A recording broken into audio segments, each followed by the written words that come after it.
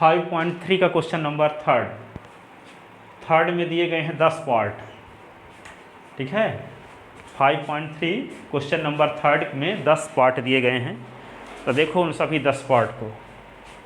ठीक है,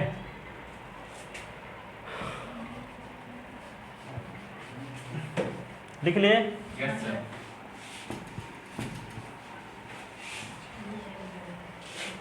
तो 10 पार्ट में से पहला पार्ट क्या है देखो।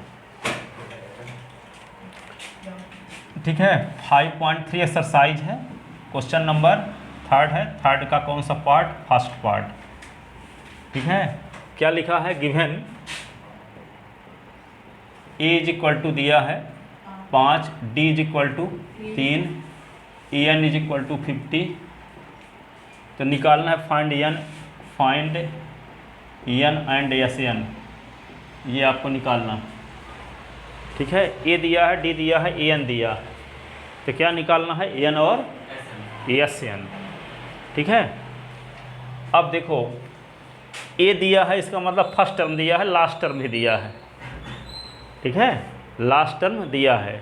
जब ए दिया है तो अब एस एन का फार्मूला क्या जानते हो? देखो थोड़ा सा हम आपको हिंट बताते हैं। जब आपके पास फर्स्ट टर्म दिया है, ए एन दिया है, लास्ट टर्म दिया है ना, तो यहाँ पे s N is equal to formula जानते हो एन अपॉन टू ए प्लस एल। तो एस एन की वैल्यू आप क्या रख दोगे? नहीं पता है। एस एन की वैल्यू पता है? नहीं पता है। तो s N is equal to क्या होगा यहाँ पे? A n upon two a के स्थान पे क्या लिख दोगे? 5, और एल के स्थान पे क्या लिख दोगे?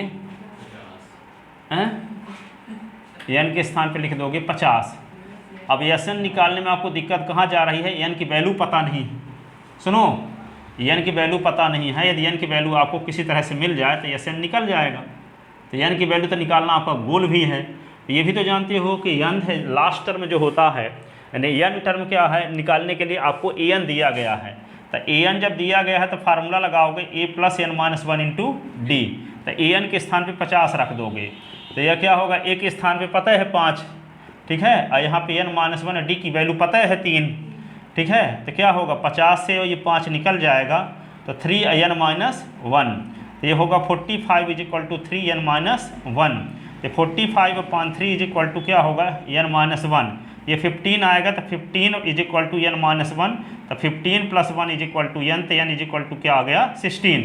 अब एन की वैल्यू यहाँ रख दोगे तो s N is equal to क्या होगा? 16 अपॉन 2, और ये होगा 55, और ये कट गया तो 8 आएगा। अब 55 का मल्टीप्लाई 8 के साथ कर दोगे तो आपको एस एन भी मिल जाएगा। समझ में आया? तो पहले हम ए एन की मदद लेकर के किसकी वैल्यू निकालेंगे? एन की, फिर एस एन का फार्मूला लगा देंगे तो एन अपॉन टू ए प्लस एल, इसकी मदद से एस एन निकाल सकेंगे। अब एस एन दूसरे तरीके से भी निकाला जा सकता है। S N is equal to, ये भी तो फार्मूला जानते हो ना, अपॉन टू ए plus N minus 1 into D, यहाँ से भी निकाल सकते हो, क्योंकि डी यहाँ पता है आपको। ठीक है, यदि डी पता ना होता तो सिर्फ इसी तरीके से निकाल सकते थे, लेकिन डी पता है तो दोनों तरीके से निकाला जा सकता है। ठीक है, अब देखते हैं, इसको व्यवस्थित लिखते हैं। ठीक है, तो पहले हम क्या करेंगे? Since A N is equal to 50, तो ए एन का क्या फार्मूला है? A plus N minus 1 into D is equal to 50। A की वैल्यू 5 और plus N minus 1 into D की वैल्यू क्या है? 3 इज इक्वल टू 50। ऐसे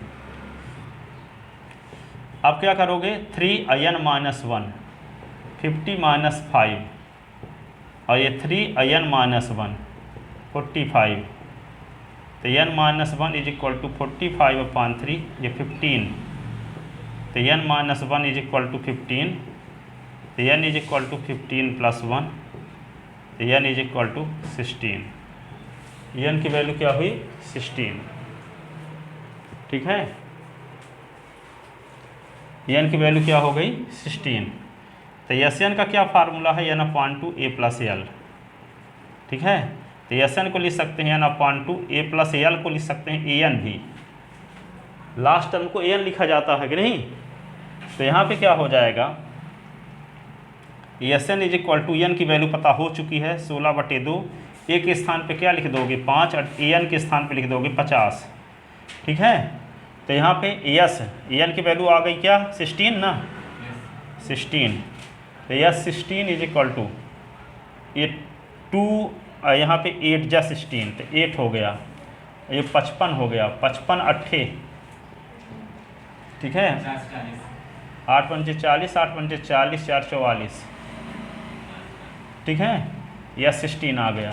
तो क्या क्या निकालना था यहाँ, Sn और n, hence n is equal to क्या 16 Is n अर्थ s 16 is equal to 440। Sn में n की वैल्यू रख दिए, यस 16 बन गया Sn, s 16 is equal to क्या हुआ 440, ठीक है।